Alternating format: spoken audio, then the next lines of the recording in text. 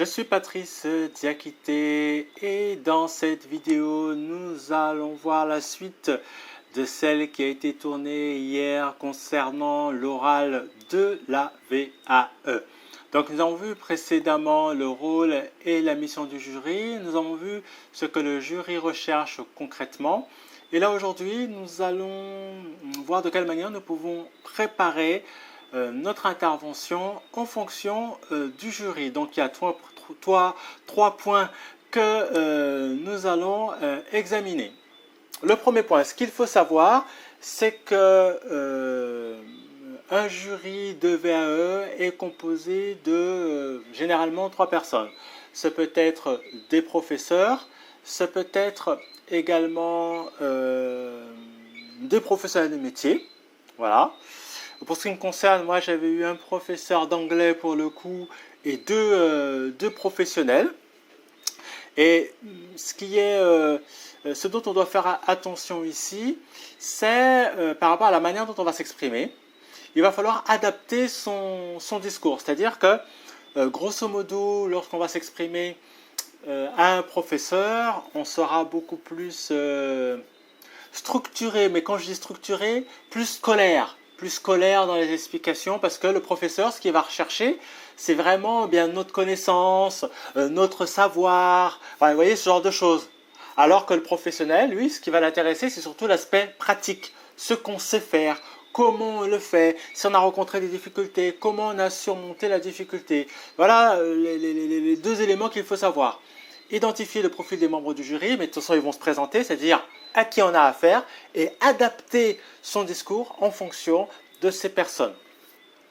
Également, ce que vous devriez savoir déjà, c'est que votre évaluation sera fonction de votre référentiel. Donc le référentiel, c'est le document sur lequel est référencé votre diplôme. Donc tous les diplômes disposent d'un référentiel.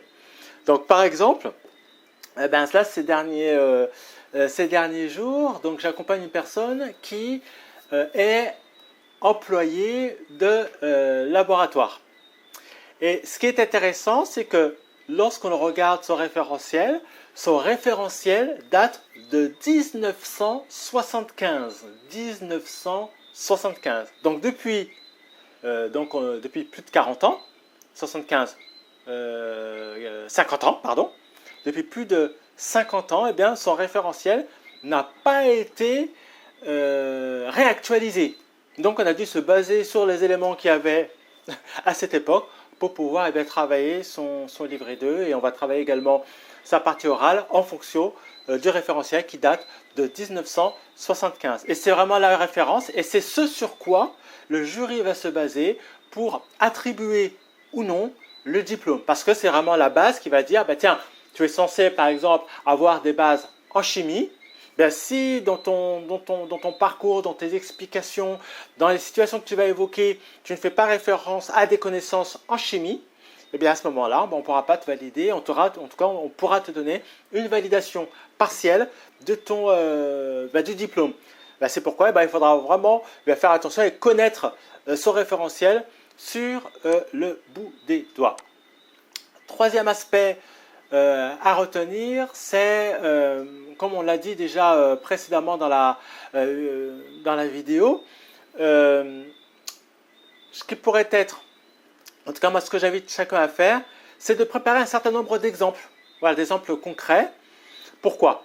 Parce qu'en préparant des exemples, lorsque le jury posera des questions, on pourra s'appuyer sur ces exemples-là pour montrer notre expérience, montrer notre expertise, montrer que finalement on a rencontré des situations et que finalement on a une certaine maîtrise du métier.